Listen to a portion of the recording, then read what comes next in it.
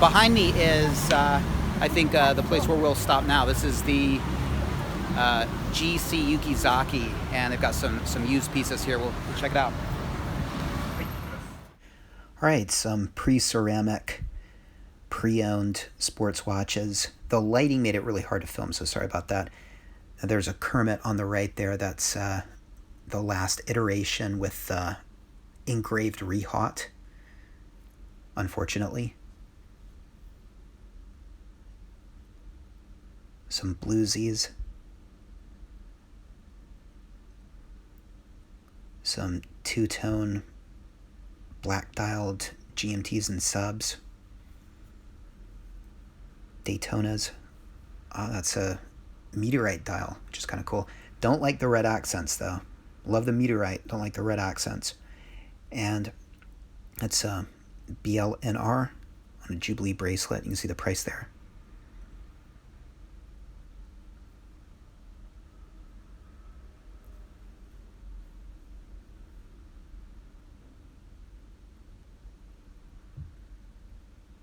An Explorer 2 in the back, white dial Milgauss, which I really like. I love those white dial Milgausses. And, yep, white dialed Explorer 2. So all black pre-ceramic on the right. A couple of them. Another Explorer 2, black dialed on the left. Again, that's my favorite Milgauss right there. And a couple of Explorers in the front and in the back. Yep. More platinum Yachtmasters. People are just really, well, I don't know if people are getting rid of them, but if they're all heading to Fukuoka, I'm not sure, but it seems like there was a glut of platinum dialed Yachtmasters and various sports watches. And hey, check this out, the Iconaut. And this is the first time I've ever seen an Iconaut, and it was priced at 350,000 yen. That's about $3,500. And it's a thick watch. It's a big watch. It does everything. And I can't decide if it's the ugliest thing I've ever seen or one of the coolest watches I've ever seen. It's got a chronograph. And what happens if you press the bottom button while the chronograph is going? Well, I asked, and I asked him if I could do it to see what happens, and he said, okay, and I did, and nothing happened. Okay, so you're not going to make your chronograph explode, but it's not a flyback. You have to stop it and then press it to reset the chronograph. You got everything. You got the date, the GMT chronograph time. The box was messed up, I don't know, and the box had like melted to the papers and stuff. There it is on wrist, very thick, but, not maybe as bad as I thought it would be. I don't think it quite fits me. Yeah, I look like one of those guys with a watch that's too big. You can see it in comparison to the GMT Master 2, which I think is perfect. I think the one on the left is the perfect size. All right, some date just, that's a tapestry dial, I want to say. Kind of interesting, a very vintage look. People would say a dated look.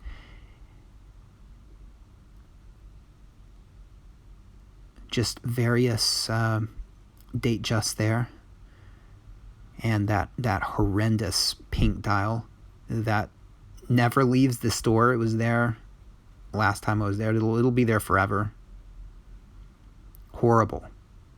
I wish somebody would buy it just to kill it. And that's 1016. Pretty good looking 1016. A little overpriced. I think you can get those for 13 or 14,000. And I think that might be polished, so I would avoid that. And just a nice gray dialed date just, or it could be a perpetual date, I couldn't tell you.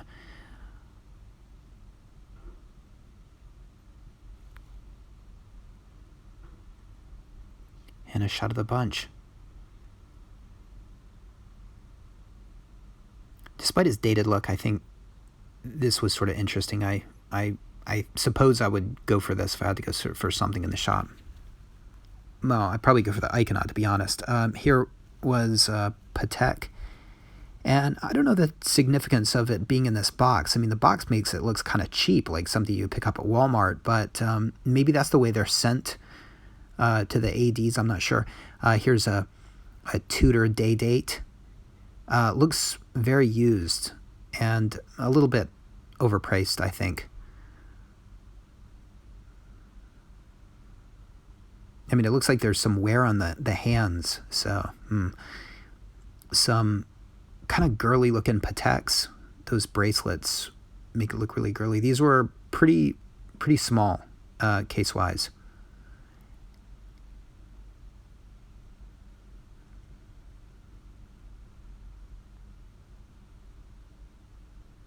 Yeah, I could do a circular Calatrava, but yeah, those they look like old men watches to me. I mean, Pateks are special watches, but if you have to wear something that looks like this, I think, yeah, I'd rather avoid it. No, on the right, that's a pretty good looking one, but a pretty small dial. I think I want to say that's 30-something millimeters. 36 at the least. That's as small as I would go when it comes to Patek. It's first time seeing Iconaut in the flesh, and wow, what a cool watch. You know, it's a huge watch, but it doesn't wear like, what is it, 44, 45 millimeters? It doesn't wear that big. And it is a thick watch, but I love the Iconaut because, you know, Rolex makes you choose your function. You want a chronograph? You know, do you want a date? Do you want a GMT function? You really have to choose. But with the Iconaut, you get it all. You get everything. You get the GMT, you get the chronograph, you get the date, you get the time. You get a waterproof watch. I don't know if I'd want to take that in water, but that would be a great daily wear, except for the size. The size, I think, is what sort of kills it as far as a daily wear. But it was awesome to see it. The Iconaut, that could be a collectible watch. It's such a freak. It's awesome. Not a bad price. I mean, $3.5 grand for all those complications.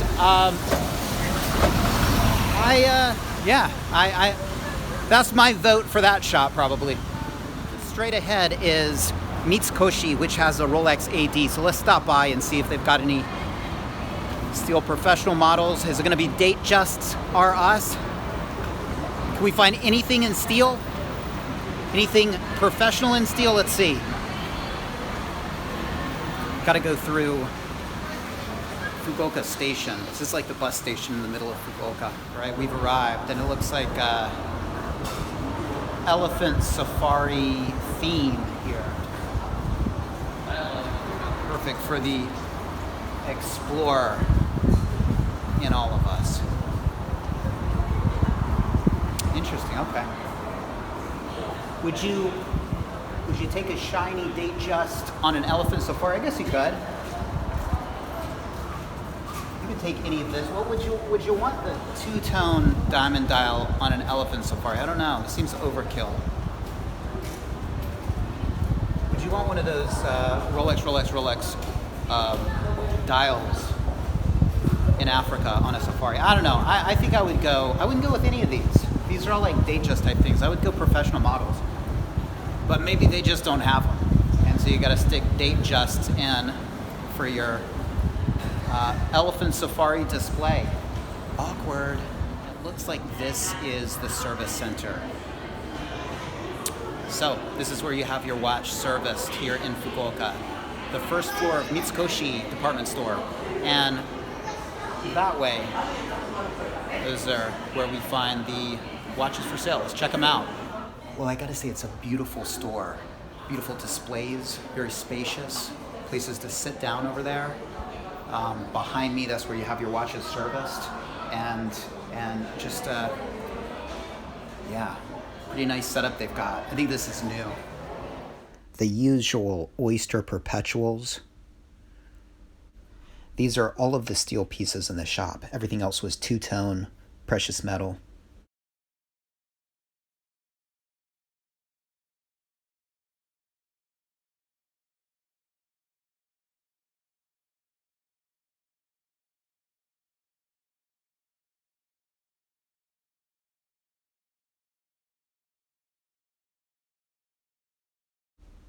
And this was somewhat of a rare find. Usually you can find this on the two-tone Jubilee bracelets or two-tone oysters, but an all-steel Wimbledon dial Datejust.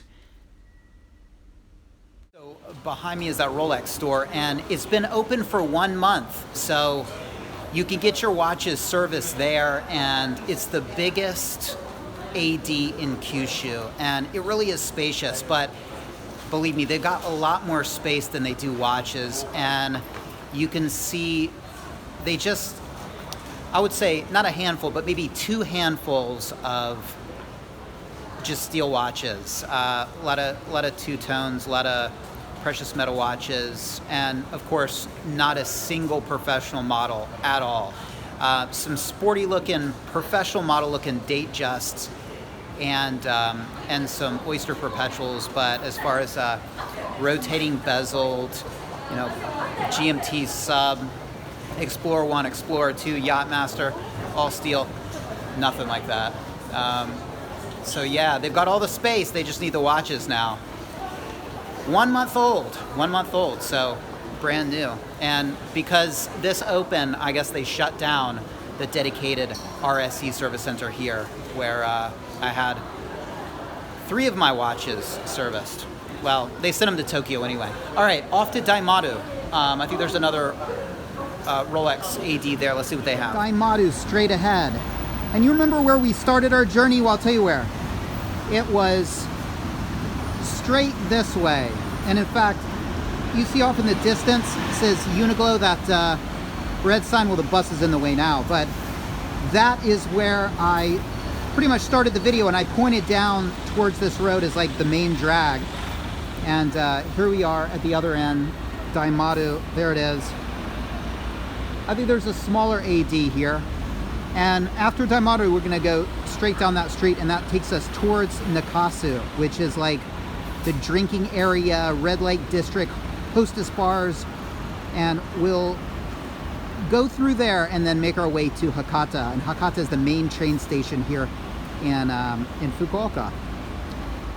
Let me just say, when you go watch shopping with a GMT Master 2 on a Jubilee pre-ceramic, it gives you a lot of cred.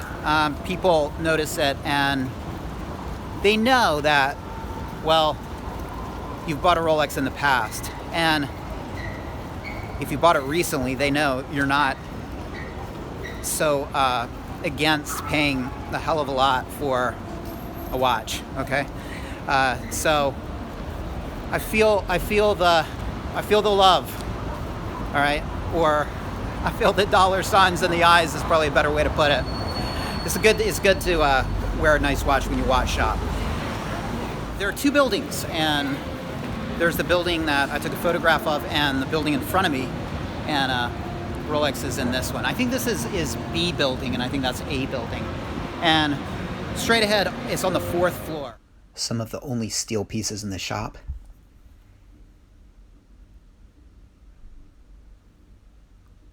Look at all of the empty spaces. And that's an entire cabinet over there, just empty.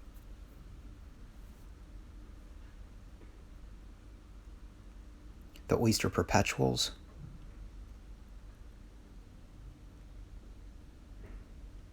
These are some more oyster braceleted Datejusts. Again, look at all those empty spaces. They have more spaces than watches.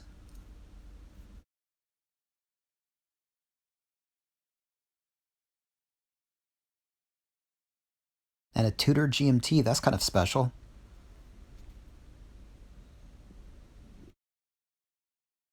The lighting made it just about impossible to get video, but this is the Patek shop. Check out the prices.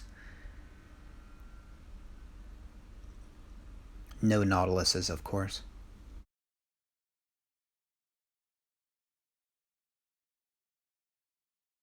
So there's Rolex behind me, and there's Patek. And Yeah, well, talk about some high prices on those Patek. I mean, hey, surprise, surprise, it's Patek. Also, Tudor, they had a GMT, wow, on NATO. What a price. I'm comparing it, of course, to gray market prices, but if I was going to get that watch, I'd want it on the bracelet, but still, you could always just get it on the NATO and then buy the bracelet separately, which is probably a good move. Buy the Tudor and flip it? I can't be bothered. But there's a Tudor GMT here in Fukuoka waiting for somebody.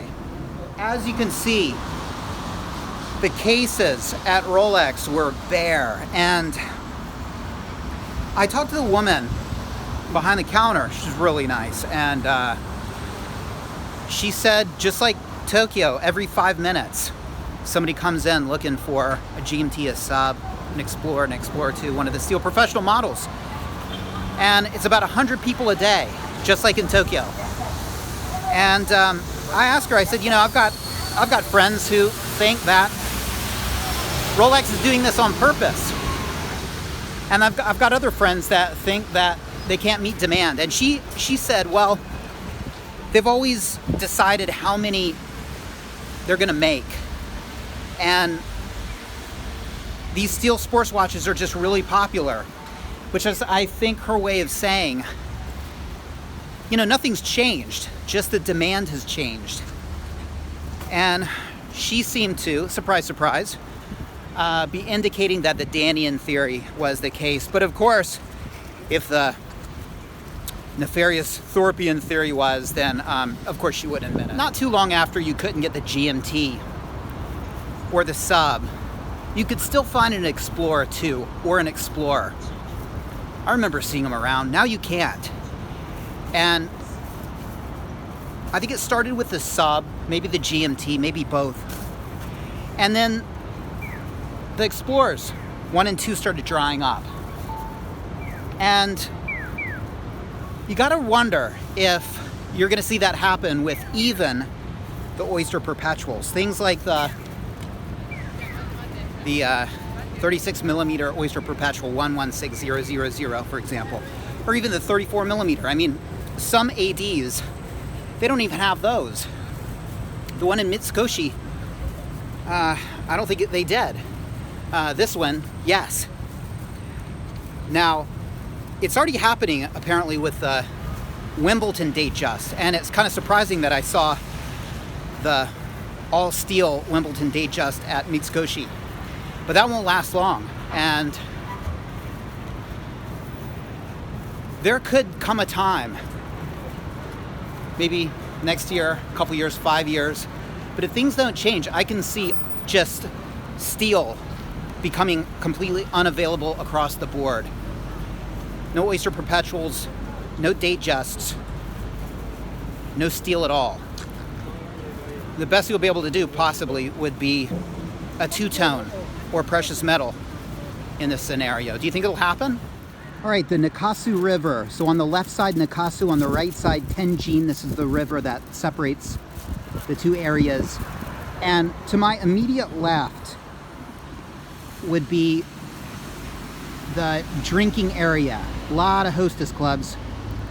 And you actually would probably jump one street over.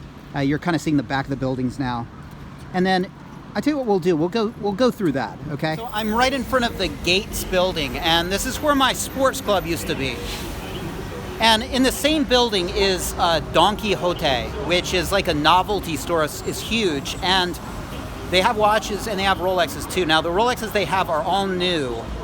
They're gray market, and what they do, I think, is somehow they acquire them and stick a huge margin on them and sell them. I don't know where they get them, but yeah, they're new. And I remember last time I saw a Daytona, but I botched the footage. Anyway, the best thing about this place is, the staff is like, 19-year-olds. So they're totally clueless and cool if you handle the $20,000+ Daytonas. That's not something I would do willy-nilly at some of the shops we went to. But here, it's okay. So let's go and check out some overpriced gray market contemporary Rolexes. Let's push some buttons. And of course you can see a Hulk there, as always. And look at the price on that Daytona. That is outrageous. Now they definitely get the award for the absolute tackiest displays. How do you take a beautiful Rolex watch sitting in its box and make it horrendous looking? Well, you put this kind of display on it. And they still have that older price for that all black GMT. Look at that. That's 16,000 USD. They've come down in Tokyo. And that's a really expensive BLNR. You know, behind glass and in a case, this watch looks decent enough, but actually holding it and seeing it with your own eyes, it's an absolutely gorgeous watch. I think this is by far my favorite contemporary Rolex. What happens if you press the bottom pusher while the chronograph is going? Nothing.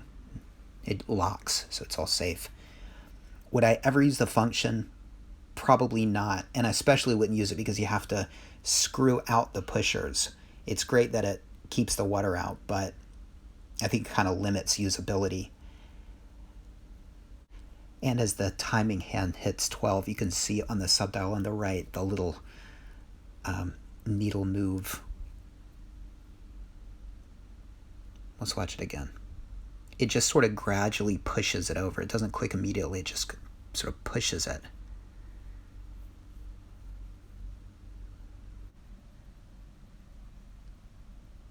And when you stop it and reset it, you can see the timing hand and the little hand on the subdial click back.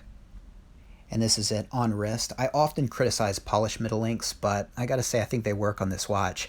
I'd kind of like to see it on a brush bracelet just to make sure, but you know, I think this is forgivable.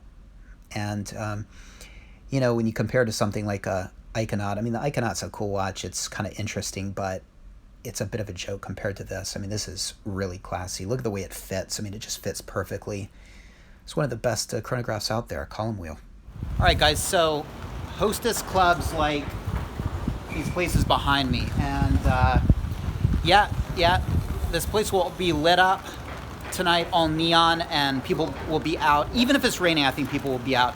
Hostesses in their you know, gowns and whatnot. And this place will be popping tonight on Saturday. And it looks like this place is open now. This is a pawn shop, and it's right behind me. They probably buy a lot of the stuff that the hostesses get. Bottles of alcohol, unopened alcohol, and little trinkets and rings and bracelets and kind of crappy jewelry. And some pretty nice jewelry too. And they've got watches, but they never really have that many. So let's stop by and check it out, right? Because they had nothing. I think like a fashion Gucci watch was literally the best thing that they had.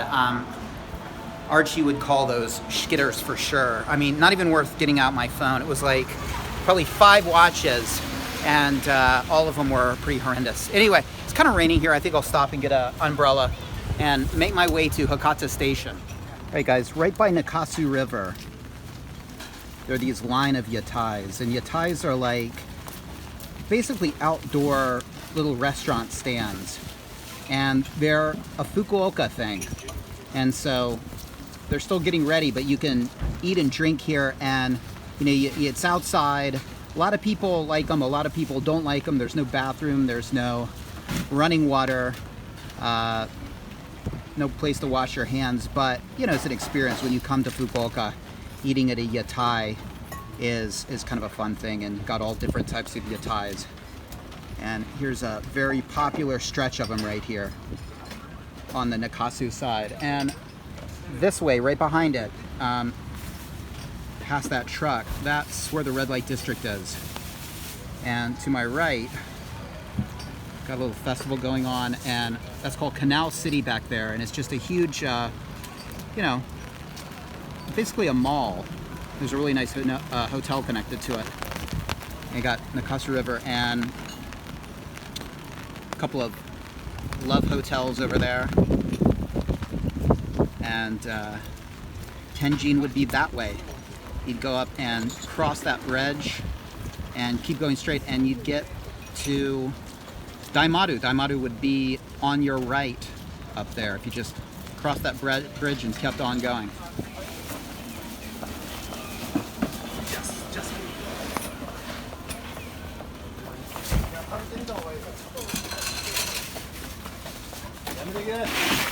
All right, this is Yatai has started. All right, Hakata Station, and then over here, that's the bus station. So if you need to go to Tenjin, you could take a bus to Tenjin. As far as I go, I'm gonna take a highway bus back to Maibadu, but I just need to check times. All right, guys, so the bus station is behind me. You can see the time. The next bus is at 58 past the hour, so I've got about 53 minutes, and right behind me is Hakata Station, and there's an AD in Hakata. So let's check out what the AD has on offer. Maybe get a few beers. We have just under an hour, and we're at about 12% on the phone power. So we'll see how much we can do. I think we have enough for everything. I think this is the 3rd floor, and right behind me is Hankyu, and right through those doors, I don't know if you guys can see Rolex.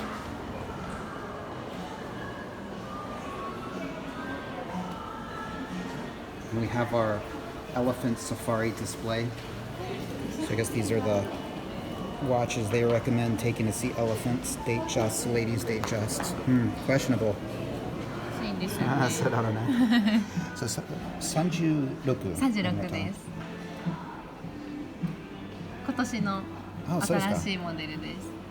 And this is a beautiful blue dialed modern Datejust. This is as contemporary as the Datejust gets. It has the new movement, and you can tell by looking at the 6 between Swiss and Made. You've got the coronet there, and it's a really good looking watch. I mean, I always like my Jubilee Datejusts with fluted bezel, but I gotta say this makes a little more contemporary and a little less of an old man watch. Well, only one professional model, a solid gold black dialed Submariner.